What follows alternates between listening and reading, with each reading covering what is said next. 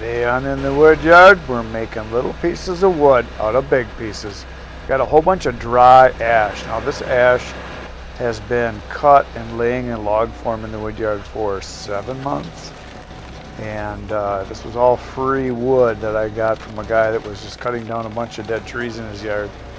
And I went and picked them up and hauled them back and just put them in a big pile. If you look right in front of the brim of my hat, you can see the pile of logs out there. That's all ash. And it was 100% free, meaning I took my trailer, parked it in the guy's yard. He filled up the trailer with the logs. I came and picked up the trailers like the next day, drove them back, dumped the wood, took the trailers back. So this is the first time really that we're touching it, other than that we stacked it with the tractor, which took, I don't know, 15 minutes. So it's very dry. So I don't know if you, a lot of you know, when you cut ash, once it's real dry, it cuts kind of hard. So and it was bigger stuff. I mean, there was a lot of things in here that were, 14, 15, 20 inches. I mean, there were some big ones in there. So we're doing resplits right away. And the nice thing about that is when we take it out to the storage area by where the bins are with the elevator, we can just take it right off the trailer and have it thrown right into the elevator, and it goes right up into the bin. So the guy that you see running the processor is Ken's son, Jed. He is an electrician. He had some time off and wanted to come help, so he's running the processor. Picked that up real quick because he's smart. And the other guy there you might not recognize because you haven't seen him much. That's Mike. He is my hydraulic specialist. He doesn't really care for the camera too much, but he likes to come and help. He's retired. He's been retired for, I don't know, 8-9 years now, and he just really likes to come and help out. And he grew up right in the area, and one day he stopped in and says, "Hey, I watch your firewood stuff." He says, "You ever need any help, let me know." And so he just shows up once in a while and does maintenance on machines and fixes hydraulics and helps cut wood, and he just is a real good help and kind of comes and goes as he pleases, which works out really nice. He gets a lot of stuff done, so he's a good guy. And Jed, of course, because he's in his 30s, he's a pretty smart guy. He picks up on stuff real quick, but watch, he's got a little boo-boo coming up here, which happened. But he hasn't run the processor that much. I think this is like maybe a second time. So really, you just cut a cookie off. And what we do is we run them part of the way into the wedge, and we take the chunks out, the halves, and then throw them into the IBC tote there, because Bert uses that for boiler wood. And he goes through a bunch of wood a year, so basically that's part of my rent, is he gets free wood. So all those chunks go into the bin, and then he gets to his house, so it works out pretty good. So Mike had never seen this machine before. He had been out doing other stuff, and when I came back with it, set it up, he wanted to see it run. So here Jed is cutting the bad end off. It was all splintered, and Mike says, "No, it's not going to go through," but it just made it, because that's that's about a 20-inch piece there. And so you cut it off, and then again we just do a part of a split on it and throw the chunks right into the tote. Keeps it out of the way. And the elevator's running to my right, kind of right where the camera is, and it's going into the big trailer. And we're going to get a whole trailer load here, you'll see pretty soon coming up. And I think we ended up doing 2 trailer loads for all that day. So Jed's just cutting away there and keeping the machine running, and we're just taking the pieces. Sometimes they'll drop in like that. If you get a real big one, they'll drop like that. I find that so yeah, I was just telling Mike that a lot of times they'll fall kind of crooked, and you just gotta flip them around there. And I find that the shorter they are, the more they flip around on you. And these bigger 16-inch, I mean, they're 16-inch cuts, but over 20 inches, you tend to get a lot of front weight, and they fall kind of funny. A lot of times they'll come out crooked. So we're just pulling out the chunks you can see there, the wedges that are, for a lot of guys, they're going to say, "Oh, that's fine, just the way it is." And it is, like for heating wood or boiler wood. But again, a lot of my customers are people that burn in a fireplace or a fire pit, and they want smaller pieces. So like, I would say like half of that piece right there in my hand, so about half of that is about right. So we chuck them back in and rerun it. Now there's an 8-way wedge in the actual processor, and it does a good job on the stuff that's, I would say, like 14 inches to about 8 inches, but once you get above that, the chunks start to get a little bit big, so we just resplit them, which is not a big deal. And like I said, you wouldn't have to resplit them. I just choose to because I have so many customers that like the smaller size pieces. They want the hand-sized pieces, and that works out really well. So yeah, the saw had a hard time with this ash. It's really dry, and so it takes a while to get through it. You could tell it was working cutting through it there. And so yeah, we're just pushing them back and resplitting them. Sorry, I'm in your way there. You can't really see what's going on. But yeah, Jed was learning how to use the clamps so that when you advance a piece, you don't have the whole log tip in on the trough, splitting trough, which can happen, which is why you want to run the clamp kind of at a lower, closer angle to the wood. And that way the wood can't fall in on you. You kind of use the clamp as a holder to hold the piece before you can get a chance to dive in to the splitting chamber. Yeah, Mike's just stacking them up there, just working like a maniac. And he said to me when we were doing this, he said he likes this processor better than the other one. He said it's more user-friendly, and I said, yeah, it kind of is. I said, for the stuff I produce, it works out really nice because the pieces are just done once they go up the elevator, because it's not just a big, not a great big huge chunks, but right there he's saying, I like this better than the other one. So anyway, yeah, so Jed's kind of getting used to, you figure out how to use that clamp so the piece doesn't dive in on you. It's just the big ones you got to worry about. The little ones are pretty easy. And yeah, you can see the size of pieces as they come out the back there into that area. We got to spin it around. And I always, as you know, spin it around so that you're using the fresh cut going into the wedge, and it'll split a lot easier. Throwing out all these small ones here because they're undersized. Not that there's anything wrong with them, they'll burn just fine, but you want to have fairly uniform sized pieces so it's easier for people to stack. That's generally what we try to produce is 16-inch pieces. You know, if it varies from 15 to 17 is not a big deal. You just don't, what I find is most of my customers, you really don't want any longer ones because so many people that I sell to stack their wood on one of those 4-foot high by 8-foot long racks in their garage along the side. And if you get pieces sticking out that are 18, 19, 20 inches, it's in their way when they walk past it. If their car parks by it, their door hits it. So they want them to be fairly flush. You're always better, from what my customers have told me, you're better off having them be slightly short than slightly long. As a rule of thumb, for the kind of customers that I have and what they're using it for. Now, if you're boiler wood producing or for a big wood stove, yeah, then you can go ahead with 20, 21, 22, even 24-inch pieces, no problem. That is not what I have for a lot of my customers. I know some people do, and some people that's all they produce for themselves is a big 24-inch piece. I know one guy, he has everything, he cuts everything to 36 inches. And he splits it into 4 pieces, and that's it. It's a real big boiler he's got, and that's what he feeds it with. And he always has at least 2 to 3 years in advance, so it has plenty of time to dry. And that's one of the big benefits that a lot of people don't realize. If you cut your wood down smaller, it will dry much faster. And then their big argument is, yeah, but it burns faster. Well, yeah, if you don't fill up your stove full enough, if you open your damper too wide open, if you don't stack the wood in tight, yeah, it's going to burn a little faster because it can breathe a little bit more. But yeah, their Jed is just cutting away, making sawdust. Generally, to fill a trailer, I have found that it takes me about 3 to 4 live decks.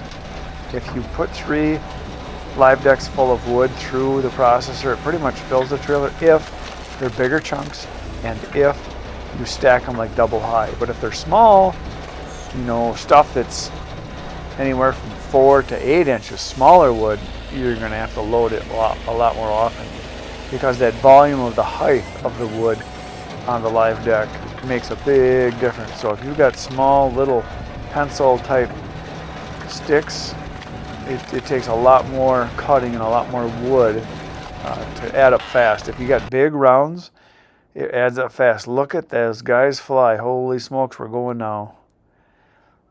You can see the elevator going up. It takes the pieces up as they get pushed forward there. You can see the size of the pieces going up.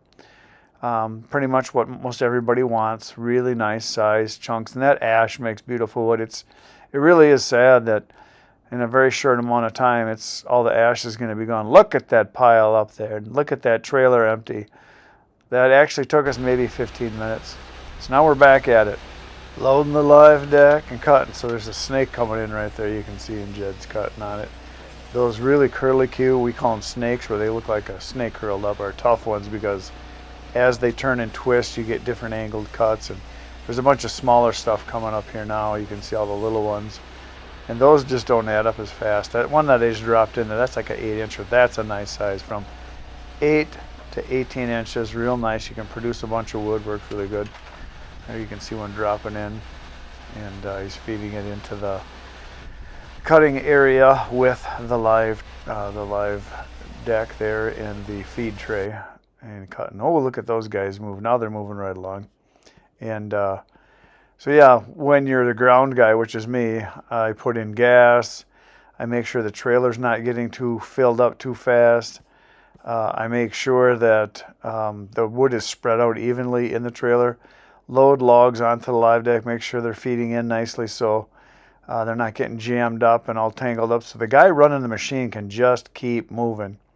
So a lot of times I'll get logs pre-staged like they are on the grapple right there. They're just kind of hanging there waiting to be dropped once he clears it off, and I'm kind of moving stuff around, doing resplits and moving stuff around in the trailer, kind of straightening things out and going and getting more wood. And you just kind of keep feeding the beast. That's what it's all about. You want to keep the guy on the levers all the time, so he doesn't have to do anything but run the saw. That's the main thing, and everything else just kind of happens. So you can see I was up in the trailer there kind of arranging things and dropping more wood, and took the tractor over, and I used the tractor grapple to kind of even out the trailer a little bit, straightening up some logs again. Again, this ash is just all piled up right alongside of the processor. I got another load, doing resplits again, kind of making sure that Jed can just keep pulling levers there. One extra one dropped in. So yeah, you look at all the little things that needs to be done to keep it running fast. You can do it yourself, but it's way faster with 2 guys or 3 guys because you just do a better job, and you can keep the guy on the levers that much more steady work. Just keep them cutting the wood, getting it to go up the elevator into the trailer. So there I just ran another load in there, and I don't know what the heck I was doing. I went to the barn or something, but Jed just keeps cutting. As long as he's got wood, we're good. Oh, I know. I put some grease on, I think is what I did, and there was a chunk of wood I cut off. So I think we're getting pretty full on the trailer. Yeah, because you can see me in the background there. I was kind of moving the wood in the trailer a little bit. You don't have to do that, but if you kind of use the grapple, or you go in there with a rake and shove the wood around, you can get it to fill up more. And being that we're not hauling it down the road, we want as much wood as possible to go into the trailer. So when we take it out into the field where the bins are, we can, get a really big trailer full of wood out there. And again, I'm just running around making sure he's fed in there. I'm evening out the load again. There the camera got tipped over.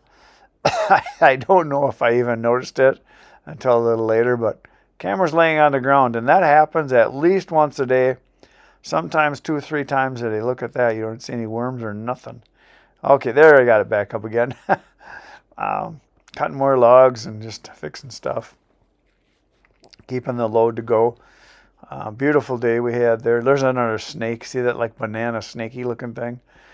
Those are nasty ones. Not the kind of wood that a processor likes. The one that's in the grapple right now, the one that's in the trough right now, or the next one coming up, really nice. That's beautiful stuff.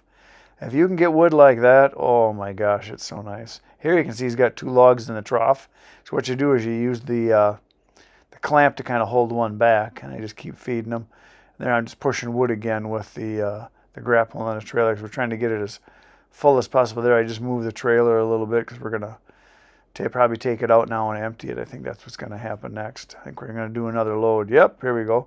Elevator's running, tipped it up. Oh yeah, and those guys both had to leave, so I unloaded this one by myself, I think, from what I remember. And just unloading the wood as fast as you can go. And what's nice about doing it this way is everything that goes into the bin is beautiful stuff. All the trash stays in the trailer. none of it goes up the elevator, because you get bark falling off, you get slivers, splinters, branches, you know, just the junk that you don't really want going up into the elevator, which makes it a lot better. I had to move it a little closer there because the elevator was a little bit too far away. And I think I might have to move this pretty soon from whatever. I can't remember if I moved the elevator because the pile kind of collapsed. It's amazing how it just keeps shutting itself down as you get it high on it. There, I moved the elevator. I thought I did. I thought I remembered backing it up a little bit, and then raise the elevator so that, or raise up the trailer so that the wood comes to me faster. So the gravity just feeds it to me. And again, all by myself, unloading the trailer. It's 4 face cords or a full cord and a third, give or take. Could be a little bit more. It takes half an hour. It doesn't take very long at all. And the wood that goes in there is just beautiful then. And then the trash, I take it over and we put it into the area where we put all the trash, and then Bert takes it and puts it out. Oh, I moved the elevator again. I forgot that I had done that. But yeah, you just kind of keep stuff flowing. And I think Adam shows up. That's right. He stopped in for something. He helped me unload the last of it here. Oh, they were going. Him and Adam and Bert were going to do a tree job, so Bert came out and spectated, made sure we were doing it right. Talk smart. So, look at that. He must be videoing us. But yeah, we got it all emptied out and it's all done. Pretty cool. Look at that, a bunch of wood is in the bin. We did 2 loads today of ash, and there was already 3 loads in there. And then this little pile on the end was a load. So 1 load, 4 loads, that's 5 loads so far. And if you're wondering how much that is, we get almost 5 face cords per load times 5, that's 25. So somewhere in the neighborhood of 8 full cords, in case you think that way. So I lowered the elevator down. Mike and Jed had to go. They had stuff going on, so we loaded it, and right at the end, Adam and Bert came out and helped chuck wood for a little bit, and I got to go do a delivery next, so you're going to see that right now. Well, before I go for my delivery, I thought I'd show you. I pulled out the 2 trays underneath. This is all day today of running. We did, that's 3 loads. And I kind of pull it up from underneath so you can see how much there is. And the sawdust bin is very full. As you can see, it is almost at 100% capacity. It's getting pretty heavy. So everywhere from here down to here, all this is ash. And then this is the cedar, the cherry right here. The band of cherry, and then there's another thing of ash in there. I think you guys can see that pretty good from that side. Yeah, right here's the ash, and then cherry, and then all ash all the way up. So nice. All right, let's go dump these in the roughness.